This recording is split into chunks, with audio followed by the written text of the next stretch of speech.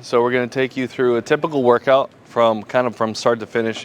I always wondered how a typical workout might be for arm wrestling. So I'll take you into my trunk right here where I basically I got my gear, I got my table at all times, and I've got an easy curl bar. So what I'm going to do is just start unpacking this, and then we'll start setting it up. So every single time I do an arm wrestling workout, got to do this every single time. So unassemble the table, assemble the table every single time. If you want to be good in this sport, that's just what you're going to have to do.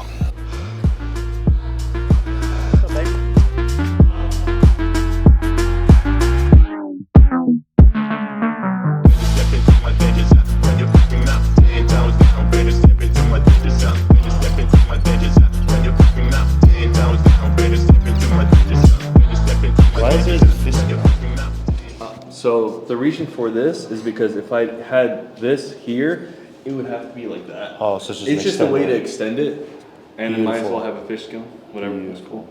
Beautiful.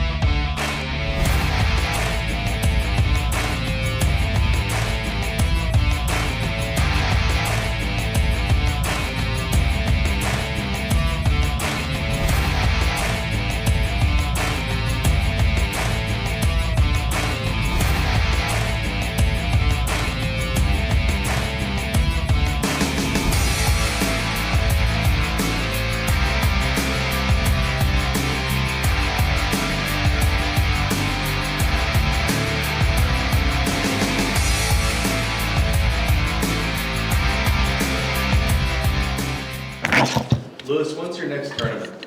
What are you preparing for right now? I wouldn't say I'm preparing. I'm more just kind of getting some movement in. I do have a competition in 2 weeks, so that'll be in Riverside, California.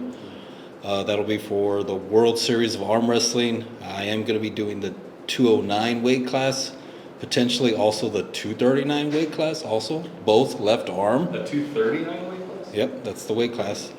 So I'm just trying to get some movement in, stay recovered, and then about 10 days out, that's when I'll kind of cut everything, just rest, rehydrate, make sure to stay hydrated, because a few days before I am going to do some weight cutting. So what are you weighing right now? I'm around 219 or so. So I got about 10 pounds to cut, so it's not too bad. And how'd you do at Arizona State? Besides beating me. So I did the 220 open class, left arm. I was able to get 5th place, actually. So the guy that knocked me out was Cody Smith, he's a pretty damn good puller. I did not feel bad about losing to him. He's strong. Yeah, he's very strong. And I also lost to Mario, so And I did too. so don't feel bad about that at all. Shout out to Mario, the homie. Yeah, dude. But yeah, I was pretty happy with that performance for who was there and the level. The caliber of athlete. Yes, for sure. It was definitely.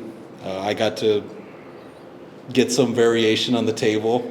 Got in the strap, which was interesting, but that's kind of his and I's story. And so after Riverside, what's next after you? After that? Then a month later, we got the Scottsdale. August 3rd. August 3rd, Armed Sports Entertainment, Fit Fest. I'll be probably doing 198 for that, so I'll have to do a little bit more of a weight cut for that guy. But we'll see. Are you going to be doing it in Colorado or Washington State? I am doing Washington State. That's going to be a good one. So, so we got Riverside, Scottsdale a month later. I believe I'm going to go to Texas to do Texas State in November.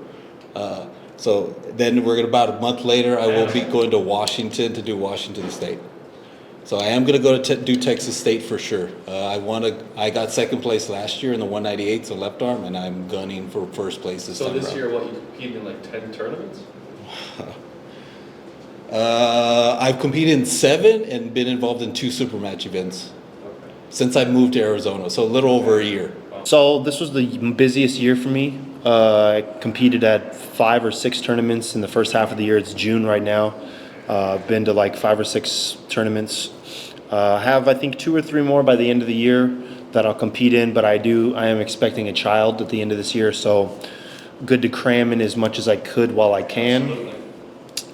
So actually, the next tournament I'll be participating in will be in August, along with what Lewis said, the August Fit Games thrown by Armed Sports Entertainment, Timothy Talmadge.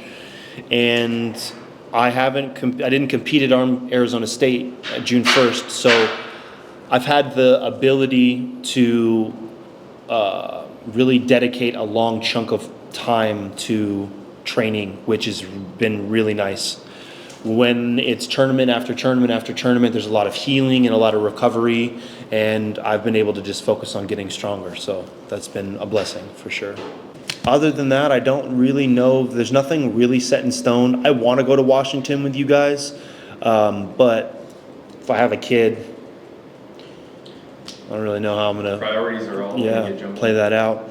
So it's kind of hard to call after September, and that's why this tournament in August means a lot as far as result goes, and to see how my training has prepared me.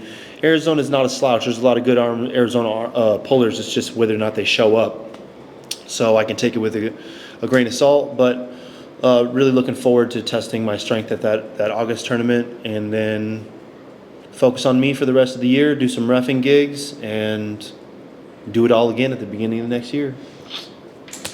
Since remember this English guy?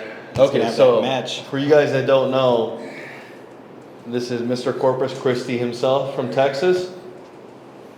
Very well known. Pulled James English. Yeah, He's pulled everybody. I pulled a lot of people. And how's Texas like compared to Arizona, let's say?